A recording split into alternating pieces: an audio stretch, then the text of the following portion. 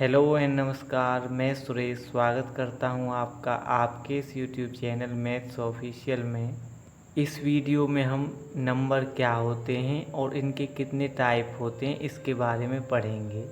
तो सबसे पहले समझिए नंबर कहते किसको हैं, यानी नंबर की परिभाषा क्या है। ए वर्ड और symbol that indicates a quantity is called number, यानी कोई शब्द या कोई चिन्ह जो किसी क्वांटिटी को दर्शाए, यानी किसी चीज़ की मात्रा को दर्शाए, वह नंबर कहलाता है। जैसे 10, 20, 30 ये सभी नंबर्स हैं। नंबर्स भी अनेकों प्रकार के होते हैं, चलिए उनको थोड़ा डिटेल में समझते हैं। तो सबसे पहले आते हैं नेचुरल नंबर्स, यानी प्राकृतिक संख्याएं। Counting numbers are called natural number, यानी वह संख्याएं जिनका यूज हम काउंटिंग करने के लिए करते हैं वो नेचुरल नंबर यानी प्राकृतिक संख्या कहलाती हैं। जैसे हम काउंटिंग स्टार्ट करते हैं 1, 2, 3 इस तरीके से, तो ये सभी 1 से स्टार्ट होती हैं। अब इसके आगे हैं होल नंबर यानी पूर्ण संख्याएं। Natural numbers along with zero are called whole numbers, यानी नेचुरल नंबर्स में अगर जीरो को भी मिला दें, नेचुरल नंबर अभी पढ़े हैं ना 1, 2, 3 ऐसे करके 1 से स्टार्ट होते हैं, अगर उनमें जीरो को भी ऐड कर दें तो वो कहाँ से स्टार्ट हो जाएंगे, फिर 0, 1, 2, 3 इस तरीके से इनको होल नंबर कहते हैं। ये जीरो से स्टार्ट होते हैं और नेचुरल नंबर वो 1 से स्टार्ट होते हैं। आगे हैं इंटीजर्स यानी पूर्णांक। Whole numbers along with their negatives are called integers, यानी होल नंबर्स अभी पढ़े हैं ना 0, 1, 2, 3 ऐसे करके उनमें अगर उनके नेगेटिव्स को भी इंक्लूड कर लें, जैसे कि -2, -1, 0, 1, 2 पॉजिटिव वाले तो सभी रहेंगे और जीरो भी, और उनमें नेगेटिव को और ऐड कर लें तो ये सभी इंटीजर्स यानी पूर्णांक कहलाते हैं। आगे है रेशनल नंबर्स यानी परिमेय संख्याएं। The numbers which can be written in the form of P/Q where P and Q are integers and Q should not equal to 0, यानी वे सभी संख्याएं जिन्हें हम P/Q की फॉर्म में लिख सकते हैं, बस क्या शर्तें हैं, P और Q इंटीजर्स अभी पढ़े हैं ना, नेगेटिव नंबर्स और जीरो और सभी पॉजिटिव नंबर्स, तो P और Q इंटीजर होने चाहिए और Q जीरो के इक्वल नहीं होना चाहिए, क्योंकि यहाँ आप देख रहे हैं जो Q है वो अपॉन में है और किसी भी नंबर के अपॉन में जीरो नहीं करते, नहीं तो वो फिर नॉट डिफाइंड हो जाता है। तो ऐसी सभी संख्याएं जिन्हें हम P/Q की फॉर्म में लिख सकते हैं रेशनल नंबर कहलाती हैं, जैसे कि 1/2, -3/4, 2/3 और जितनी भी सारी इंटीजर्स हैं या नेचुरल नंबर या होल नंबर, उन सब के अपॉन में हम 1 तो लगा ही सकते हैं, तो उनको भी रेशनल नंबर बनाया जा सकता है।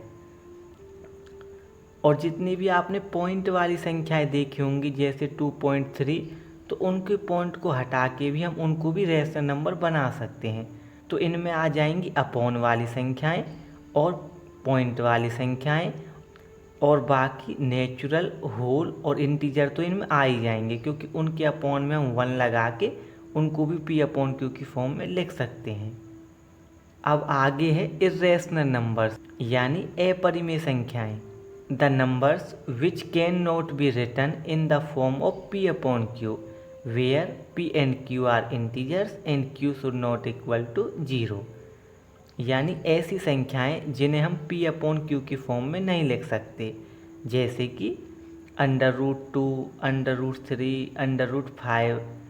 आसान भाषा में ऐसे समझिए, अंडर रूट के अंदर ऐसी संख्याएं जिनका कोई पूरा मान ना हो, जैसे √4 है, √4 का तो पूरा मान होता है ना 2, √9 का होता है 3, उन सब को छोड़ के ऐसी संख्याएं जिनका पूरा मान ना निकले, जैसे √2, √3, √5 इनके अपॉन में हम 1 भी नहीं लगा सकते, तो इनको हम p/q की फॉर्म में नहीं लिख सकते, तो इनको इर्रेशनल यानी अपरिमेय संख्या कहते हैं।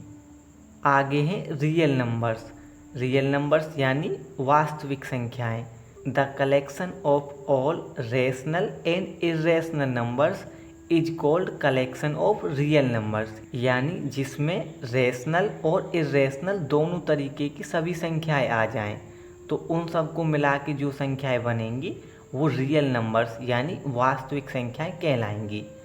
जैसे 1/2, -3/7, ये दोनों तो रेशनल हैं, और √2, √3 ये इर्रेशनल हैं। तो इन सभी को मिला के जो संख्याएं बनेंगी वो रियल नंबर्स कहलाएंगी। इस ग्राफ की मदद से आपका ये कॉन्सेप्ट बिल्कुल क्लियर हो जाएगा, तो इससे और समझिए। देखिए, सबसे स्टार्टिंग में होती हैं नेचुरल नंबर्स, यानी सबसे छोटा सेट नेचुरल नंबर्स का होता है। अब उनमें अगर 0 भी ऐड कर दें तो क्या बन जाएंगी? Whole numbers. फिर होल नंबर्स में अगर उनके नेगेटिव भी ऐड कर दें तो इंटीजर बन जाएंगे। अब इंटीजर्स में अगर पॉइंट वाली और फ्रैक्शन वाली नंबर्स को भी ऐड कर दें तो वो रेशनल नंबर्स बन जाएंगे, और रेशनल नंबर्स में और इर्रेशनल नंबर को मिला के रियल नंबर बन जाएंगे। यानी सबसे छोटा सेट नेचुरल, फिर उससे बड़ा होल नंबर, उससे बड़े इंटीजर, उससे बड़े रेशनल और उससे बड़े रियल नंबर्स। अब यहाँ पे क्या हो रहा है? एक छोटे सेट में कुछ ना कुछ ऐड करके एक बड़ा सेट बन रहा है। अब देखिए, इवन नंबर्स यानी सम संख्याएं। The whole numbers which are divisible by 2 are called even numbers, यानी वो सभी होल नंबर्स जो 2 से डिविजिबल हैं, जैसे 0, 2, 4, 6, वो सभी इवन नंबर्स कहलाते हैं। अब देखिए ऑड नंबर्स। ऑड नंबर यानी विषम संख्याएं। The whole numbers which are not divisible by 2 are called odd numbers such as 1, 3, 5, 7, यानी वो सभी होल नंबर्स जो 2 से डिविजिबल नहीं हैं वो सभी ऑड नंबर्स कहलाते हैं। जैसे 1, 3, 5, 7 आदि, ये 2 से डिविजिबल थोड़ी ना पूरी तरीके से, तो इसलिए सभी ऑड नंबर्स हैं। अब देखिए प्राइम नंबर्स। इनमें बच्चे सबसे ज़्यादा कंफ्यूज होते हैं। प्राइम नंबर्स को ऑड नंबर्स के साथ कंफ्यूज कर लेते हैं। प्राइम नंबर्स यानी अभाज्य संख्याएं। The numbers which has only 2 factors are called prime numbers, यानी ऐसी संख्याएं जिसके केवल 2 टुकड़े हों, यानी वह संख्या केवल 2 संख्याओं से भाग हो, एक तो 1 से और एक अपने आप से, तो वो सभी अभाज्य संख्याएं कहलाएंगी। जैसे कि 2 है, अब 2 एक तो 1 से भाग होगा, एक अपने आप से ही। 3 भी, एक तो 1 से और एक 3 से। 5 एक तो 1 से, एक अपने आप से यानी कि 5 से। तो ऐसी संख्या जो केवल 1 से भाग हों और अपने आप से भाग हों वो सभी प्राइम नंबर्स कहलाएंगे। अब इसमें एक को इंक्लूड नहीं किया गया है क्योंकि उसके 2 फैक्टर नहीं है, वो एक भी खुद है और अपने आप भी खुद ही है वो, तो उसको इसमें इंक्लूड नहीं किया गया है। कम से कम 2 फैक्टर तो होने ही चाहिए। अब देखिए कंपोजिट नंबर्स यानी भाज्य संख्याएं। The numbers which has more than 2 factors are called composite numbers, यानी ऐसी संख्याएं जिनके 2 से ज़्यादा टुकड़े हों, यानी वह 2 से ज़्यादा संख्याओं से भाग हो जाएं।